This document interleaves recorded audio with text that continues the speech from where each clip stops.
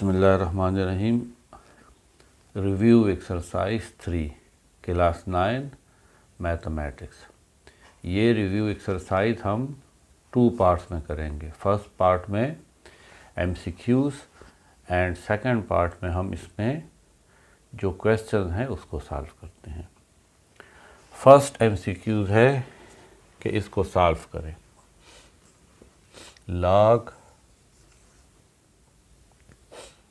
1/81 to the base 9। आप इसको x के कंसिडर कर लें। log 1/81 to the base 9। ये हमारे पास x है, ये बेस है तो ये यहाँ पे लिखेंगे।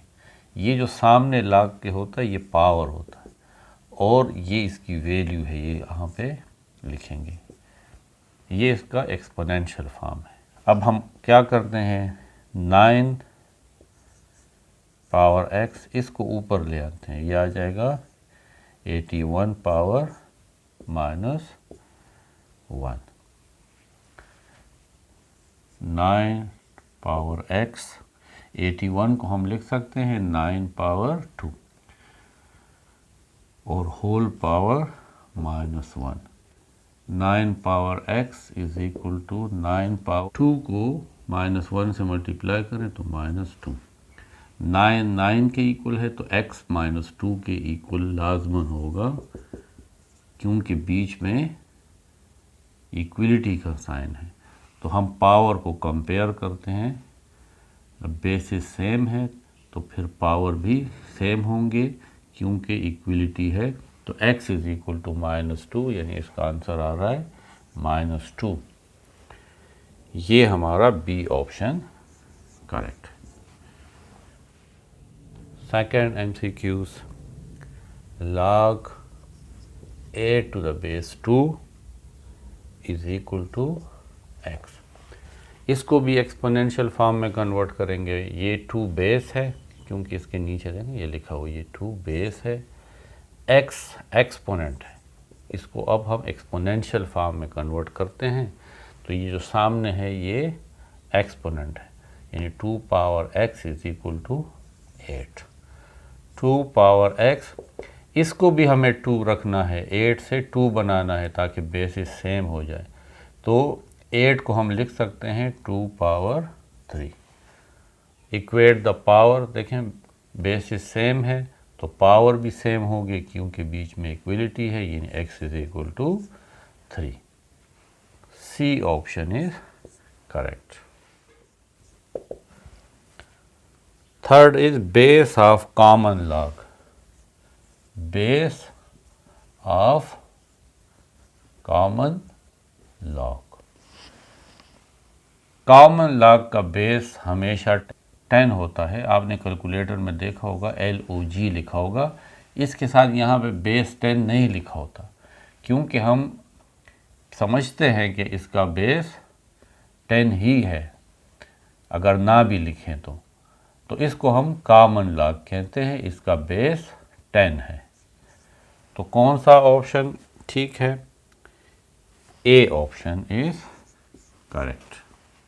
पार्ट 4, इसको सॉल्व करना है कि इससे क्या वैल्यू आएगी।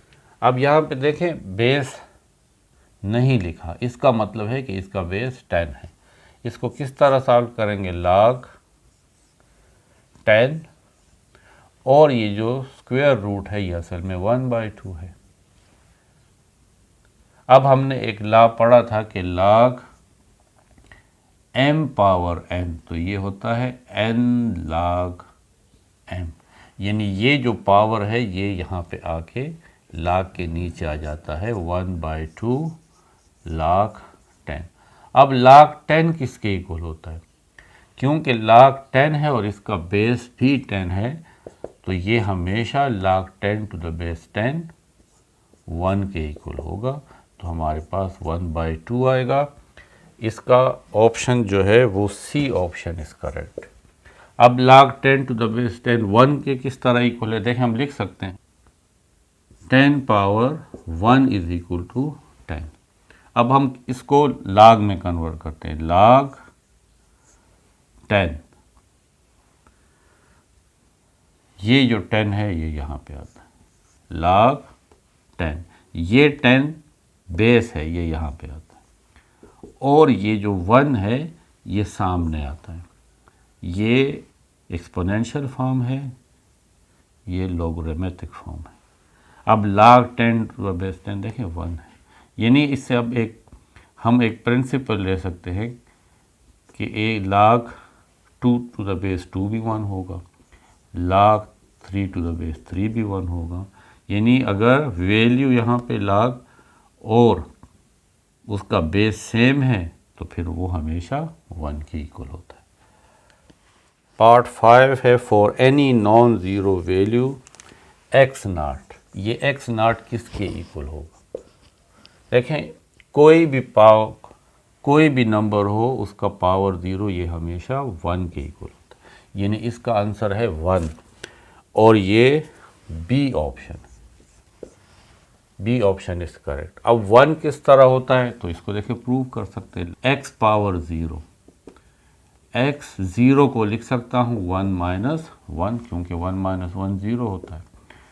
x अब बेस अगर सेम हो तो ऊपर हम इसको अलग अलग लिख सकते हैं, x पावर भी 1 है और x पावर माइनस 1, यानी मैंने इस x पावर 1 माइनस 1 को दो हिस्सों में लिख लिया, x power 1 and x power minus 1। Reverse में करेंगे तो देखें बेसिस सेम हो तो पावर ऐड होते, यही वैल्यू आएगी। x पावर 1, ये पावर माइनस है, इसको नीचे ले आए तो ये भी प्लस हो जाएगा। x डिवाइडेड बाय x 1, देखिए ये 1 आ गया। MCQ है कि ये जो t is equal to log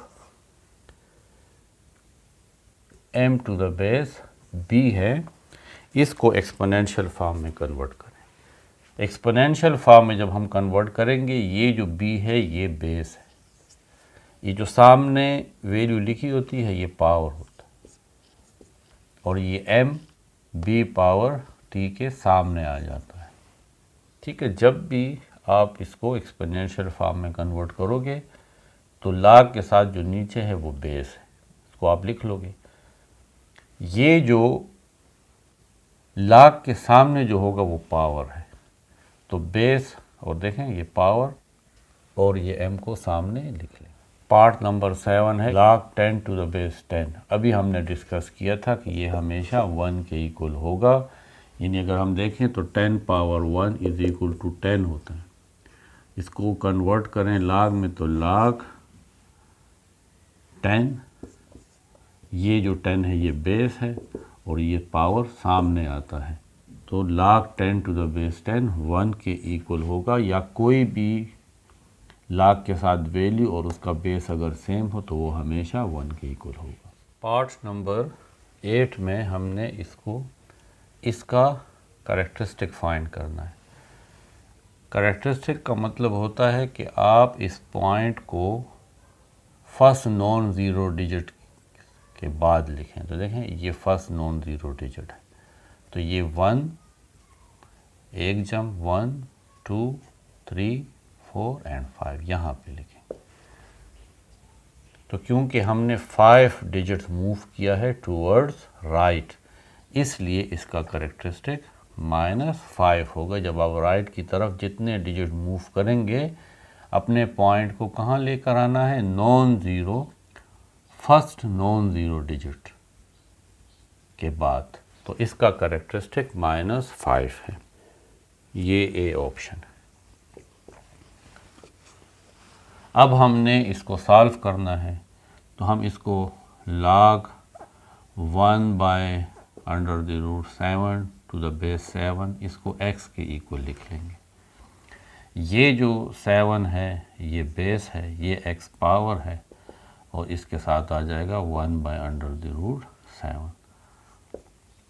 7 power n, इसको आप ऊपर ले आए तो 7, और क्योंकि ये 1/2 है ऊपर आके -1/2 हो जाएगा।